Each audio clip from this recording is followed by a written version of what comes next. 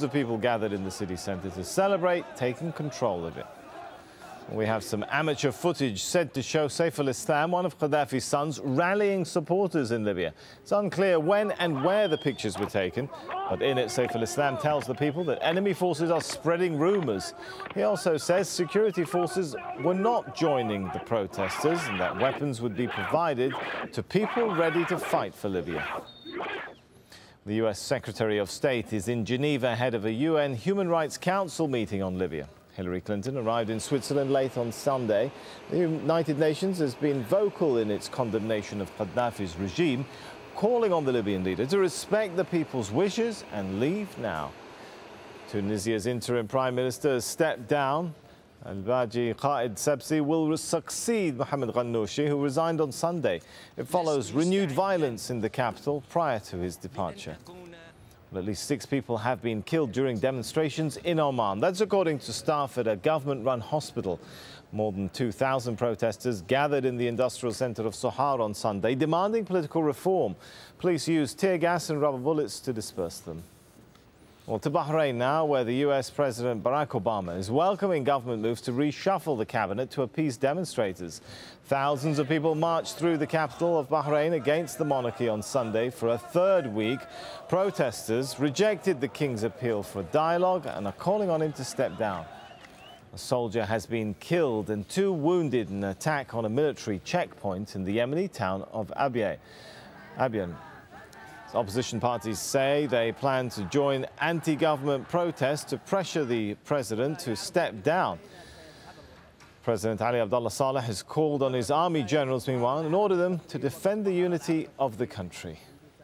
New Zealand's Prime Minister says 2 major earthquakes since September are likely to cost about $15 billion. Last week's quake in Christchurch killed at least 148 people. At least another 50 are still missing.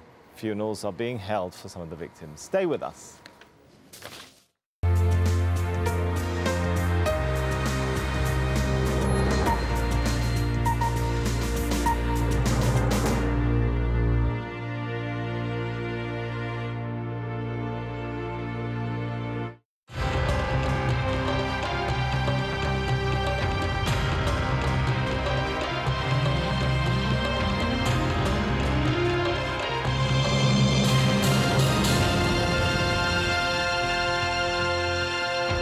Hello and welcome to Frost Over the World. Later in the programme, a very moving story from Palestine and the extraordinary tale of the hostage who went back to Colombia. But we begin, of course, with the continuing unrest in the Middle East. While there have been plenty of headlines about Colonel Gaddafi this week, protests have continued markedly across the Middle East, and in particular in the tiny Gulf state of Bahrain. A week after 7 people were killed in a security crackdown, demonstrators are once again camping out in the capital's Pearl Square, but after the military had withdrawn at the weekend. The protesters are calling for the government to resign and for more political reform. So, what now? Well, joining me is Bahrain's Foreign Minister, Khalid al-Khalifa. Mr. Foreign Secretary, you said in one of your speeches in the last few days that you are promising a different kind of politics, to come out of the negotiations which have not really started yet. How would you like there to be a different kind of politics there in Bahrain? Well, as of what happened 10 years ago when His Majesty promised a different kind of politics and initiated a dialogue with people, and that ended up with a national charter that got us through a new era for Bahrain. Now this is again, we are doing it and we are moving forward with the promises and real promises to talk to everybody in Bahrain, talk to the people, answer all the demands and discuss them in a very genuine way, and we're looking forward to do it very soon. Yes, when do you hope that will take place? Because obviously the negotiations and the discussions about discussions have obviously been going on since last Thursday and so on. When would you hope that you will be able to sit down with the representatives of the protesters and everything? Would you hope that will happen within the next week? Yes, most of the period since last Thursday was a period of to reach calm and to prepare for this dialogue. And we are there. We are now in a very calm situation in Bahrain. The protesters are protesting, and the work is being done in preparation for the dialogue. So I do, yes, expect it to commence within the next week, but we ask everybody to respond positively to that dialogue, because we are genuinely keen, and we believe that this is our way forward for Bahrain. Well, that's very clear, yes, because obviously the events of, looking back on it, the events, particularly the events of last Thursday and the 7 deaths, were obviously a mistake, but in the last few days you would be seem to be regaining some of that lost ground yourselves. Absolutely. Yeah, no doubt. What happened last Thursday and Friday were tragic events. And Bahrain is not used to deaths happening in political protests. We are used to protests all the time, and what happened is tragic and it's being investigated. But definitely the situation is going back to almost normal, and people coming back to talk to each other. And that's what naturally makes us in a position to regain our strength and move forward. And it would seem, Foreign Secretary, from what you've said, that in terms of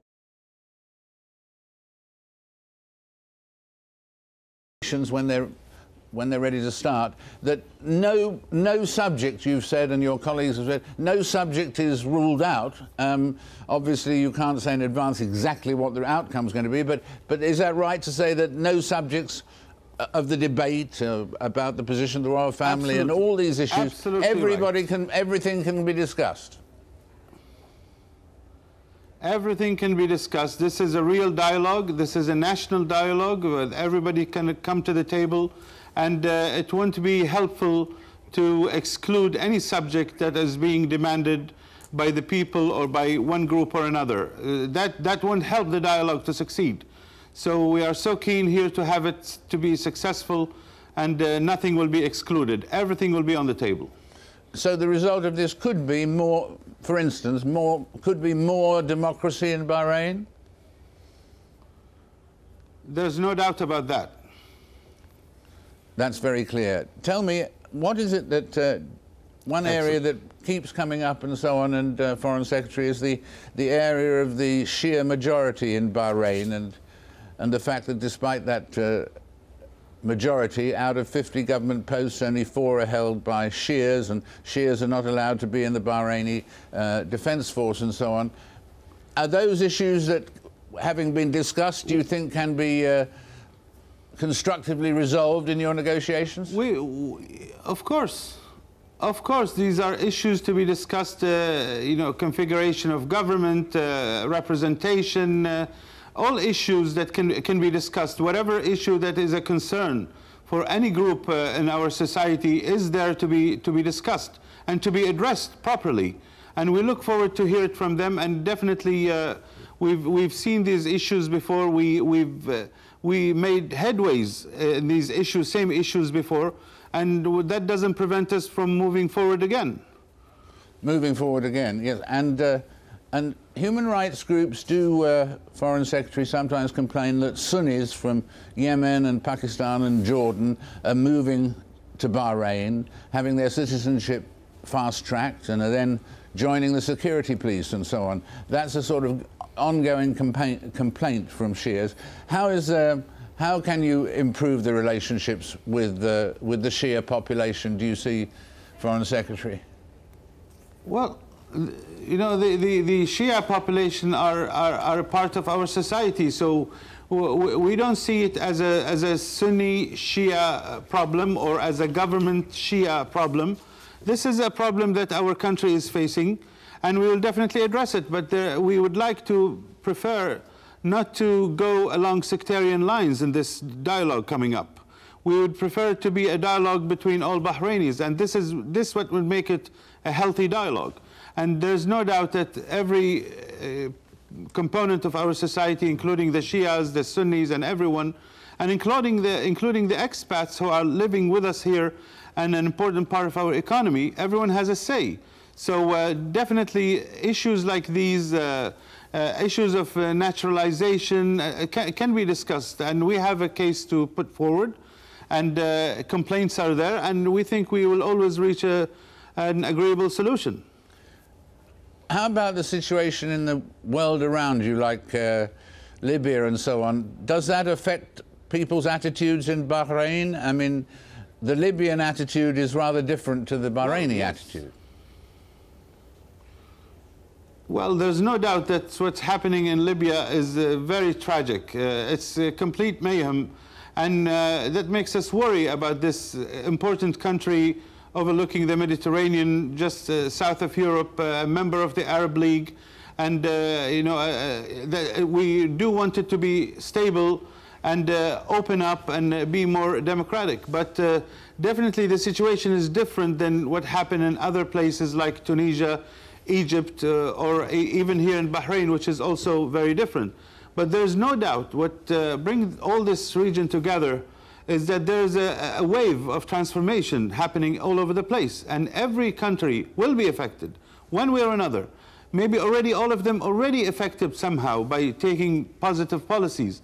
So let's look at it positively. Only successful countries that have a good partnership between a ruler and the people, between government and civil society, those are the countries that will succeed.